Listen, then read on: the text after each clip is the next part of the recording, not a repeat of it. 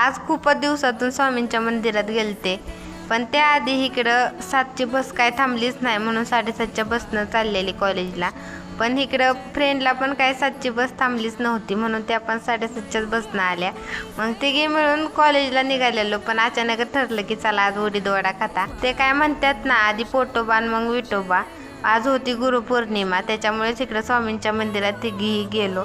तशी म्हणाय गेलं तर आज गर्दीच होती गुरुपौर्णिमा असल्यामुळे.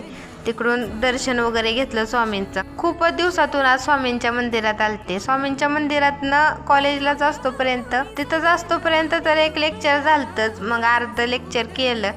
लेक्चर वगैरे संपल्याच्या नंतर इकडे चाललेलं ह्यांचं फोटोशूट. दुसरं लेक्चर वापस होतं. म्हटलं चला आता आपण कॅम्पसमध्येच जाऊन बसावा. वरती पण क्लासमध्ये लेक्चर होतं, त्याच्यामुळे थोडंसं लिखाण वगैरे केलं.